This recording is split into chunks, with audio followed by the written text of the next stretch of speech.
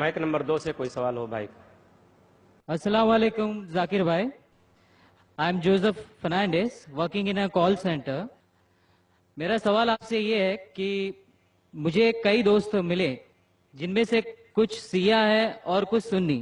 جیسے آپ نے کچھ دیر پہلے بتایا کہ جو انسان مانتا ہے کہ اللہ ایک ہے اور محمد علیہ السلام آخری پیغمبر ہیں تو میں مانتا ہوں اس بات کو. تو اگر میں یہ کہوں کہ میں مسلمان ہوں تو یہ جھوٹ نہیں ہے.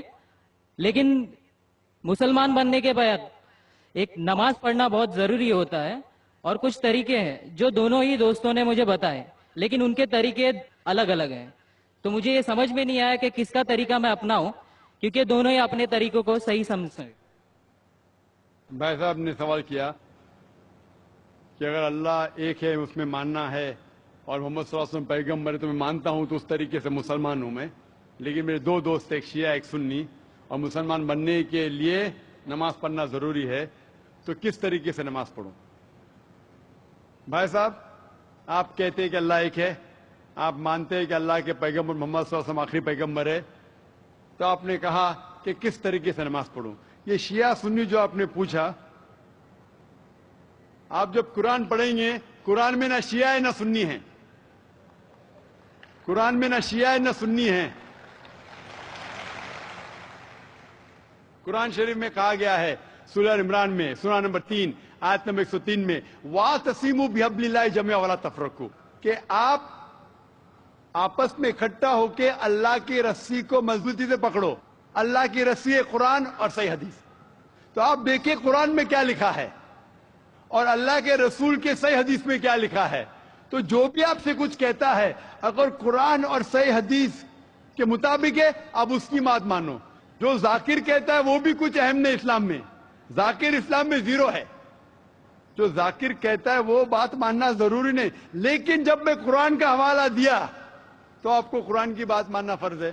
جب میں صحیح حدیث کا حوالہ دیا تو آپ کو صحیح حدیث کی بات ماننا ضروری ہے.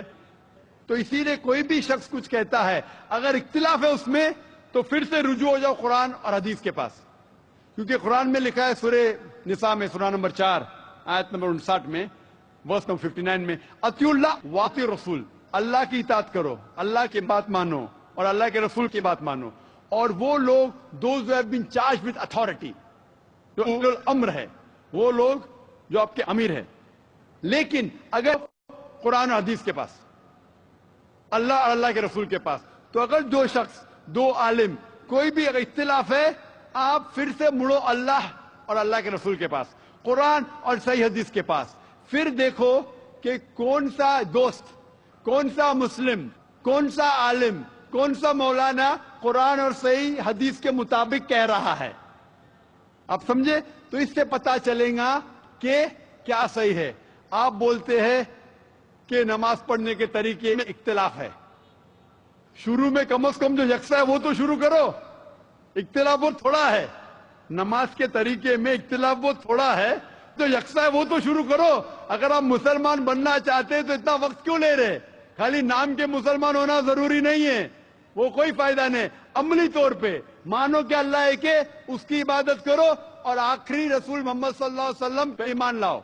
اور اس کے بعد پھر تحقیق کرو آپ کے دو دوست لوگ جو بول رہے قرآن سے کون میچ کرتا ہے, صحیح حدیث سے کون میچ کرتا ہے. کیونکہ اللہ کے رسول فرماتے, صحیح بخاری کی حدیث ہے, اس طریقے سے نماز پڑھو جس طریقے سے آپ نے مجھے دیکھا. تو جو صحیح حدیث سے ثابت ہے, قرآن اور صحیح حدیث سے, اس طریقے سے نماز پڑھو.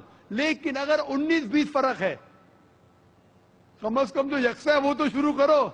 اختلافی باتوں پہ تحقیق کرو, انشاءاللہ پتہ لگ جائیں گا آپ کو کیا صحیح ہے.